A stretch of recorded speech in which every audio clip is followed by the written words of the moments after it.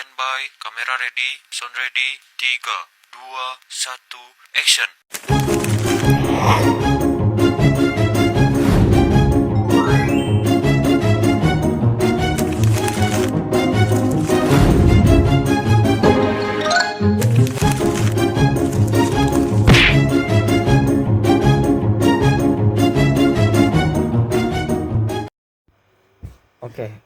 Di sini saya akan membaca materi yang pertama, yaitu pemikiran dasar analisis teknikal. Analisis mempercayai bahwa pasar bergerak dalam tren tertentu dan tren ini akan bergerak terus hingga terjadi perubahan permintaan dan penawaran. Analisis teknikal mempercayai bahwa harga bergerak melewati harga teoritis secara fundamental atau bisa naik atau turun. Dan harga saham atau komoditi biasanya akan bergerak dalam suatu tren tertentu. Selanjutnya itu ada pemikiran dasar analisis teknikal lanjutan.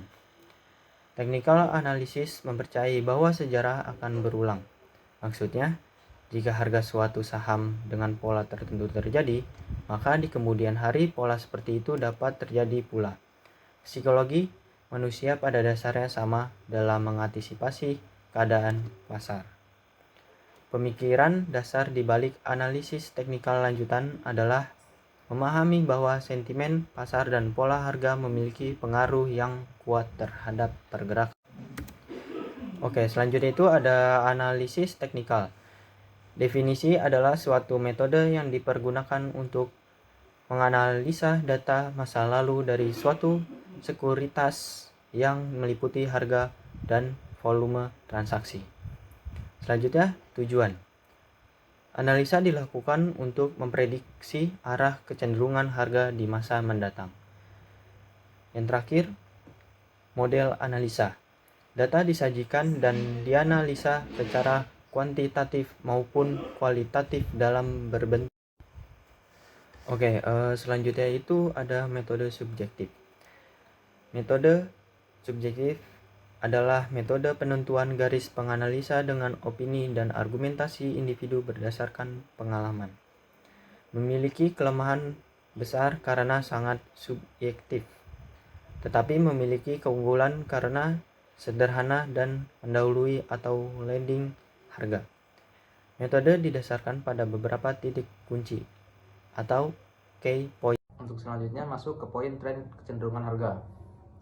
Tren kecenderungan harga merupakan titik kunci yang paling mudah ditemui. Dianalisa berdasarkan gerakan harga dalam waktu tertentu, misalkan 3 harian, mingguan, atau tahunan. Berdasarkan arahnya, dikenal 3 jenis tren, yaitu yang pertama trend up atau kecenderungan harga naik, trend down, kecenderungan harga turun, dan stagnasi, kecenderungan harga bergerak ke samping. Berdasarkan waktunya, tren dapat dibedakan menjadi 3, yaitu short term, medium term, dan long term. Tren kecenderungan harga ini juga terdapat tren utamanya, yaitu major trend, berlangsung dalam 3 tahap.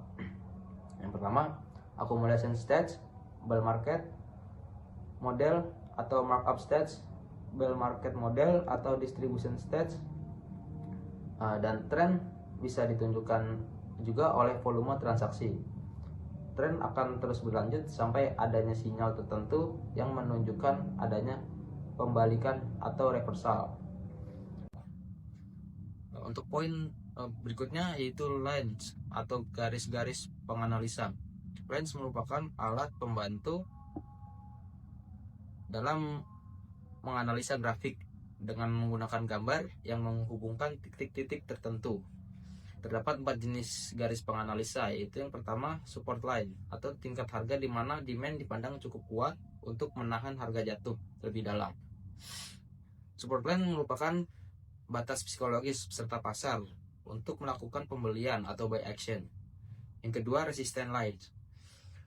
Tingkat harga di mana supply dipandang cukup kuat untuk menahan harga naik lebih tinggi. Yang merupakan juga batas psikologis peserta pasar untuk melakukan penjualan atau sell action.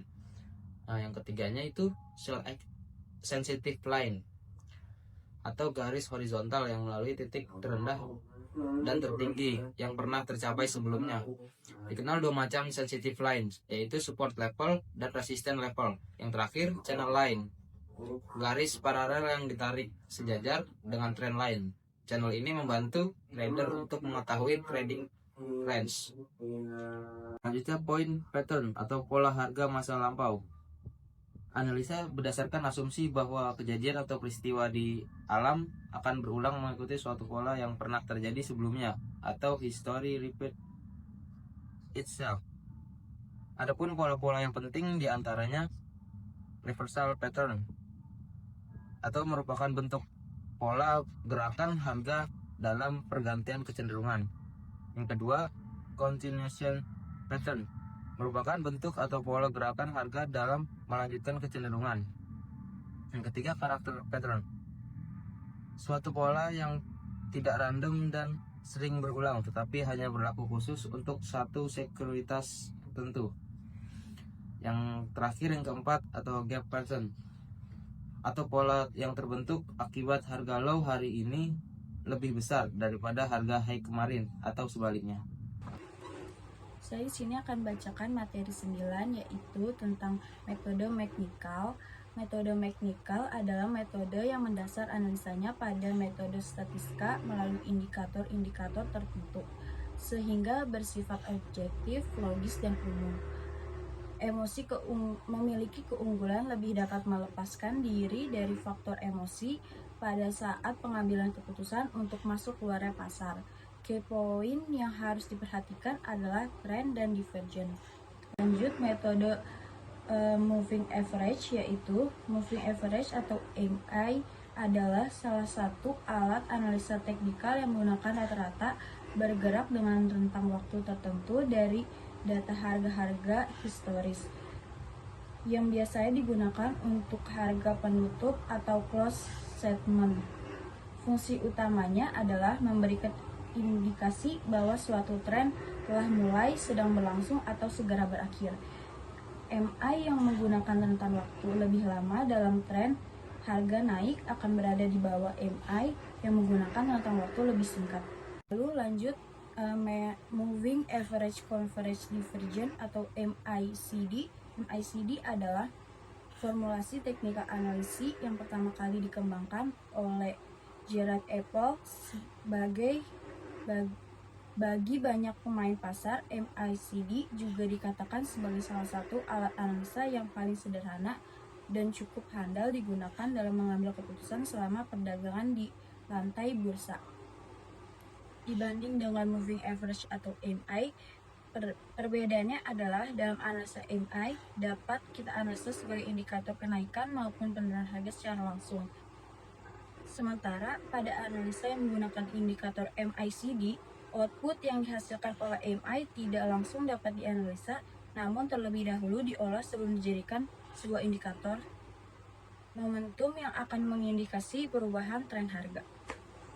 Sekian, terima kasih.